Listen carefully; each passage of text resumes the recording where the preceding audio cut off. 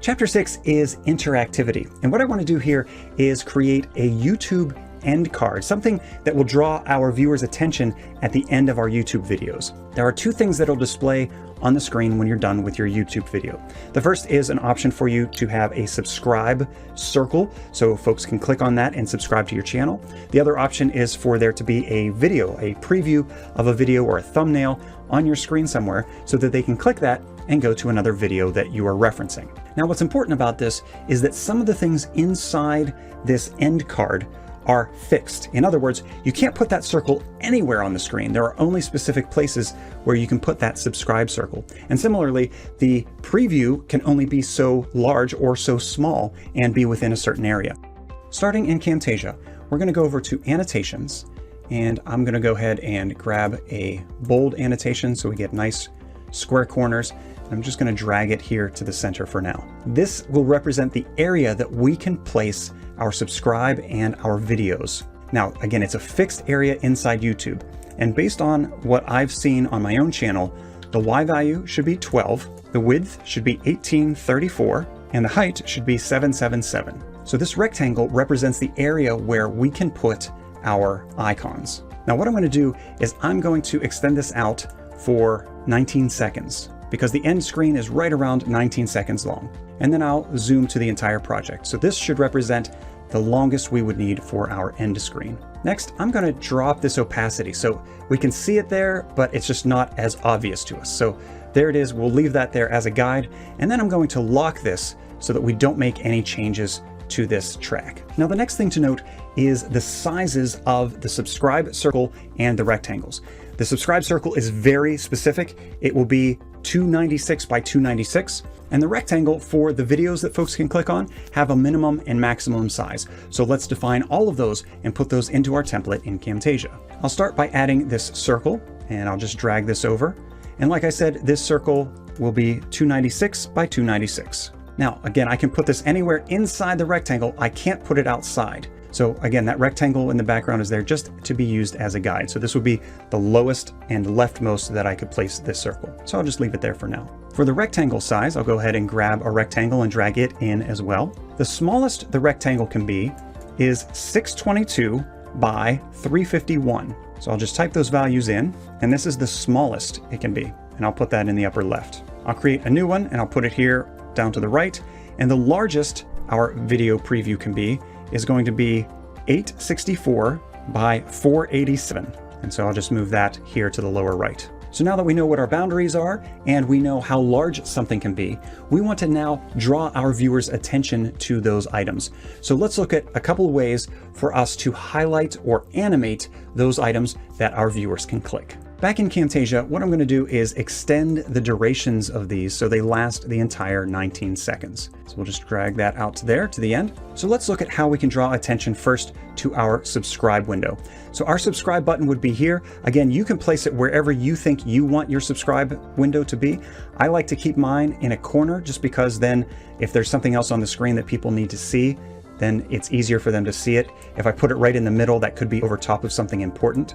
So I'll leave it off to a corner for now. The first thing I want to do is change this color to white.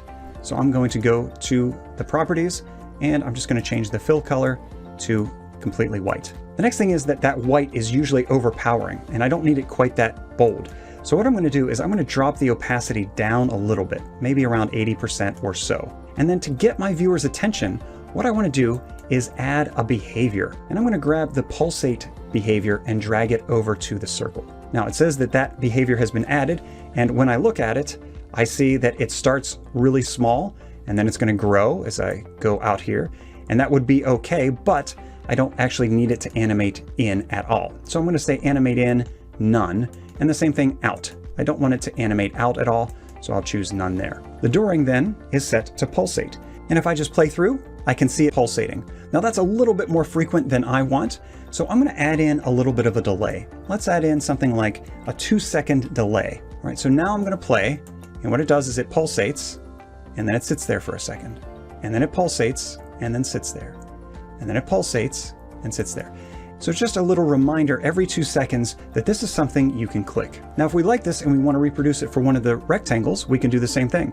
I'll right-click the shape, I'll choose to copy the effect, and then I'll go to the larger shape and I'll right click and I will paste the effect. So now as we play through, you can see that it is also pulsating. If you want it to have a little bit of a different schedule than the circle, then just change the delay some level. So maybe we want this to be every 1.5 seconds. And then that way it's not perfectly aligned with the pulsing of your subscribe circle. The other way that we can animate is by doing some rotation.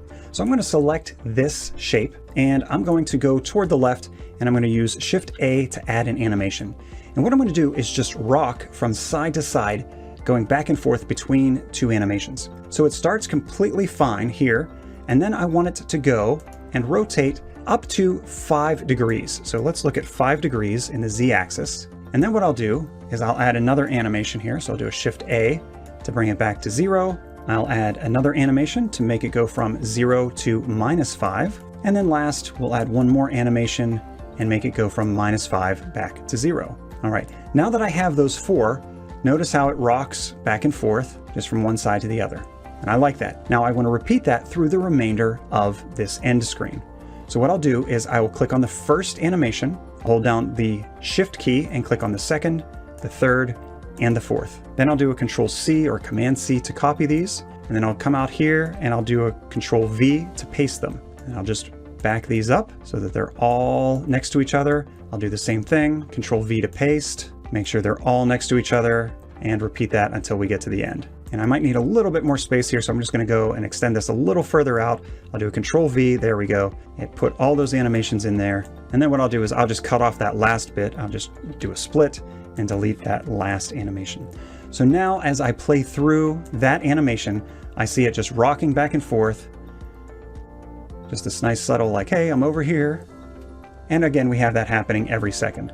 Of course, if you want it to happen faster or slower, you could adjust the animations to make that happen. If it looks the way we like, then we can save this as a template. So I'll go to File, Save Project as Template, and I will call this YouTube End Screen, and click OK. To use this template, we will align things on the screen where we want them. I don't need this second rectangle, so I'll delete that. And I know these are placed exactly where I want them, so I don't need this reference down here anymore. So I will unlock it and I will just delete it.